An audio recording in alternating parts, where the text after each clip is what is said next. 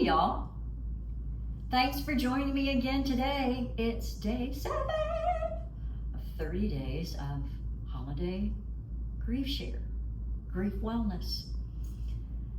I hope my perkiness doesn't make you feel uncomfortable. I don't know where you are in your journey. Some of you may not be anywhere close to being perky, and if you're not, that's okay. We have another cool morning in Southwest Florida. It felt wonderful this morning. The sun is shining. It's beautiful. I'm so grateful to live here.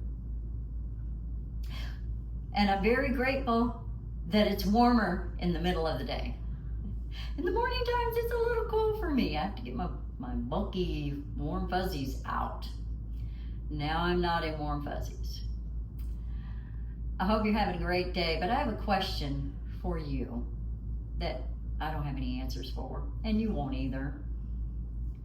But it's crossed my mind, so I figure it might be something that I just need to process in whatever way. But the question is, why did cancer have to take my loved ones? Maybe I'm wasting too much brain space to even consider the why. But somehow it's one of those questions that you ask and you wonder about. I'm certain we all have those unanswerable questions since people die in many unthinkable ways. I believe that part of our processing is to question and wonder. I found myself trying to fill in the blanks, so to speak, in trying to make sense of the suffering. Brain fog was definitely prevalent for me. I was trying to make small, familiar, daily decisions. It was just overwhelming. Much less trying to decide how to have a memorial service and make arrangements. You probably know how that felt. I'm talking about the days right after the passing. I remember how inept I felt writing the obituary, even trying to remember details of my loved one's life. Just didn't come to my mind easily. But back to the cancer question. It wasn't really about the cancer so much, but it was the suffering. What I found difficult to watch and experience was the suffering. I would try to put myself in the shoes of my loved one as much as is possible to do, realizing that if I were in that position, I wouldn't want to suffer. It still brings tears to my eyes when I think about the suffering of my spouses. I can't dwell and live there. Nor can I ask questions that have no answers.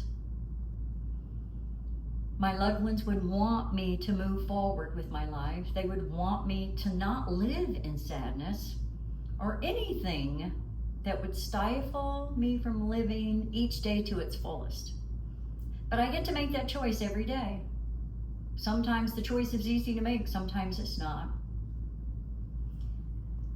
During those days right after the passing of my loved ones, I am very grateful for family and friends who helped me navigate through those decisions that seemed very challenging to process in the moment.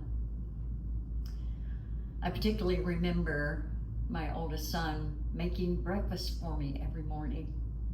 That touched my heart because even that was very hard to even want to think about or even do. Yep, those small, everyday tasks become giants during those days, even weeks after death. These are two things I try to challenge myself with each day.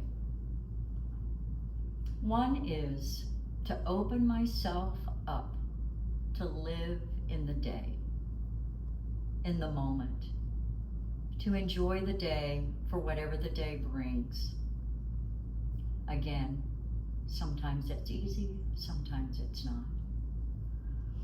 And I try to open myself to believe, and I do believe this, that God can make all things new and can bring beauty out of death and loss and suffering.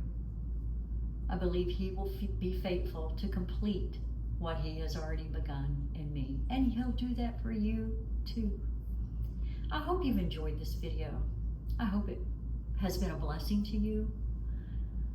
I would love to hear from you. Send me a note in those comments. I will respond. I will reply. And you know, the usual, subscribe, share, view, whatever, share it with people.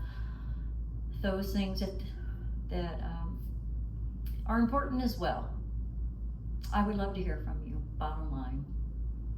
I hope you have a fabulous